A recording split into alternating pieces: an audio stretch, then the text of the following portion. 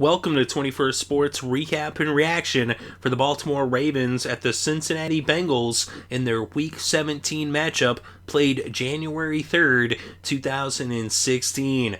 We're going to go over the scores and the stats and give our breakdown and analysis for this AFC North Division rivalry game, and the Bengals needing a win to potentially put themselves in a position for a first-round bye. Of course, they would need the Broncos to lose later on, but they had to do their part in this game to give themselves that potential for the first-round bye.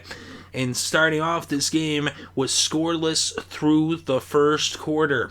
Then in the second quarter, the Ravens got on the board first when Justin Tucker hit a 28-yard field goal to make it 3-0 Baltimore over Cincinnati with about 13 minutes still left before halftime. Then with about 5 minutes left before halftime, Tucker added a 50-yard field goal to make it 6-0. So 2 scores for the Ravens in the second quarter. And then, with less than 2 minutes left, the Bengals finally get on the board when A.J. McCarron hit Tyler Eifert for a 22-yard touchdown.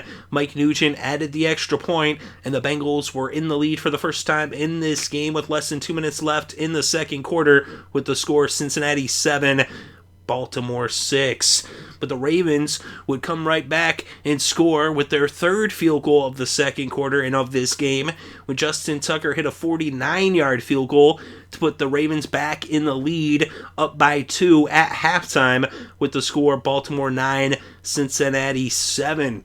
Baltimore would get the ball first in the second half, and on 2nd and 8 from the 31, Ryan Mallett was intercepted by Vontaze Burfict. Burfict gets the ball for the Bengals, and they would march down the field as they had a short field in front of them as they started off on the Baltimore 33. They got down into the red zone, and on 1st and goal from the 5, AJ hit AJ, McCarron to Green, a 5-yard touchdown. Nugent added the extra point, and the Bengals were back in the lead, up now by 5, with the score Cincinnati 14, Baltimore 9, with about 11 and a half minutes left in the third. The Ravens would end up turning the ball over on downs on their next possession when they went for it on a 4th and 3 from the Cincinnati 38. An incomplete pass now gave the Bengals the ball on their own 38. They wasted little time getting into Baltimore territory, but then McCarron was sacked by a guy that put him back to the 50. And then on 4th and 1, they would go for it. So 4th and 1 from the Baltimore 38. They elect to go for it. And Jeremy Hill runs it 38 yards for the touchdown. Jeremy Hill. Mike Nugent adds the extra point, and it was now 21-9 as the Bengals score 2 touchdowns in the third quarter, and now they were up by 12 points with 7 minutes still left in the third.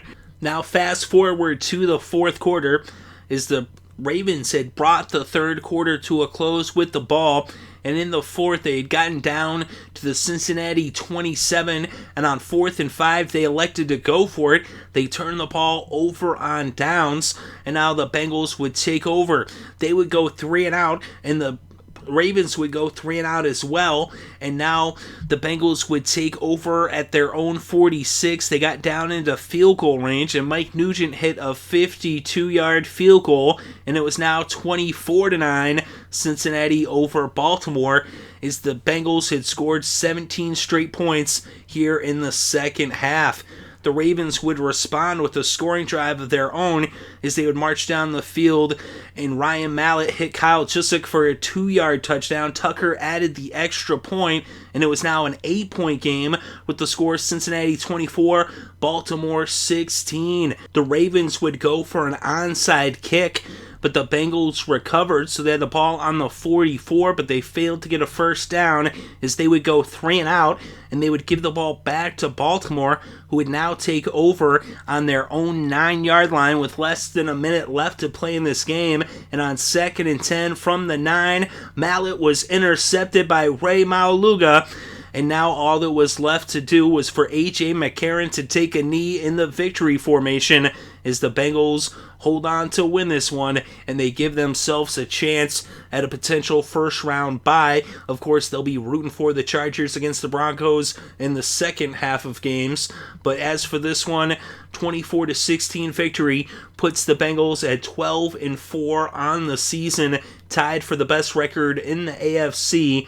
They're 6-2 at home. The Ravens 2-6 on the road. They're 5-11 on the season. A rough season for the Ravens. A lot of close losses. They also had more injuries than any other team in the NFL. The Bengals, they had their share of injuries as well. Of course, most notably Andy Dalton. And the difference of a first-round bye is the difference between A.J. McCarron starting their first playoff game or Andy Dalton starting in the division round if they get the bye.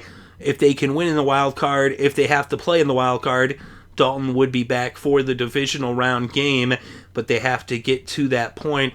Like I said, they'll be looking to see what happens with the Broncos if they get the bye or not. Either way, they are the champions of the AFC North, and they are in the playoffs.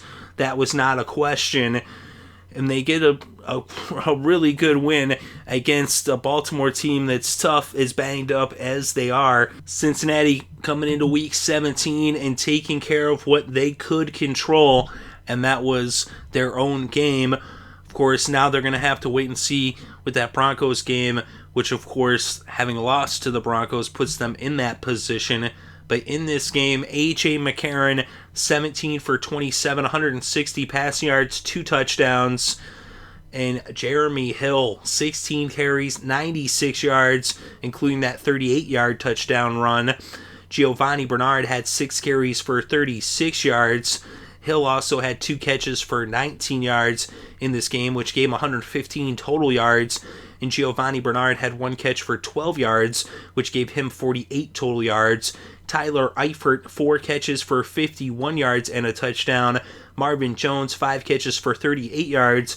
A.J. Green, 4 catches for 34 yards and a touchdown. And for the Ravens, Ryan Mallett, 30 for 56, 292 passing yards, 1 touchdown, 2 interceptions. Javaris Allen, 15 carries for 38 yards. Kamar Aiken had 5 catches for 76 yards. Butler had 6 catches for 57 yards, and Williams 6 catches for 53 yards. Let me look at the kickers in this game. Mike Nugent was perfect, 1 for 1 on the field goals, 3 for 3 on the extra points. Tucker was perfect as well, 3 for 3 on the field goals, 1 for 1 on the extra points. Then we look at the defense for Cincinnati. And in this game, Vontaze Burfict had an interception. Geno Atkins had a sack, and Rey Maualuga had that interception there at the end that sealed the deal. C.J. Mosley had a sack for the Ravens. Guy had 1.5 sacks, and Smith had a half a sack as well, and Arrington had a forced fumble. Then we look at the team stats, 22 first downs for the Ravens, 17 first downs for the Bengals. On third down, Baltimore 12 for 20, 60% on third down. Cincinnati 0 for 9. They did not convert at all on third down in this game. They went for it once on fourth, and they did convert. The Ravens went for it twice on fourth down. They turned it over on downs both times. Total net yards, 341 for Baltimore, 292 for Cincinnati. And on the ground, the Bengals, 145 net rushing yards, 59 net rushing yards for the Ravens, as the Bengals had more than twice as many yards on the ground. Through the air, the Ravens netted 282, as Mallett was sacked once for a loss of 10 yards. And the Bengals netted 147 as A.J. McCarron was sacked 3 times for a total loss of 13 yards. Penalties in this game, 11 penalties against the Bengals for 72 yards, 4 penalties against the Ravens for 38 yards. The Bengals had a fumble, but they recovered their own fumble. In the red zone, both teams 1 for 2, 50%. In time of possession, 30 minutes, 47 seconds for Cincinnati, 29 minutes, 13 seconds for Baltimore.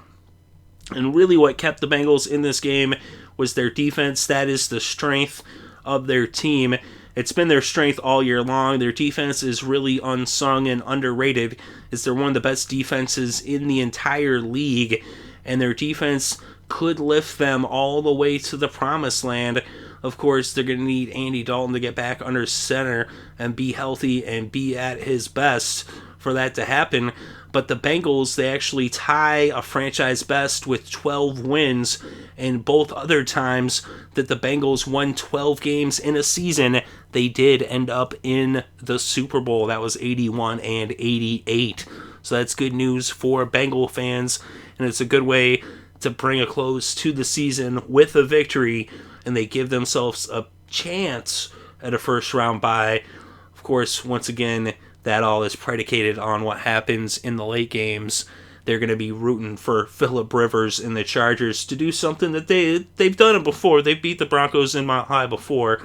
Of course, it's going to be a tall order, but we'll see what happens. But let me know what you think in the comments section below. Definitely interested to read your thoughts and opinions. Thank you very much for listening. I hope you're having a good week and having a great weekend and enjoying all the sports.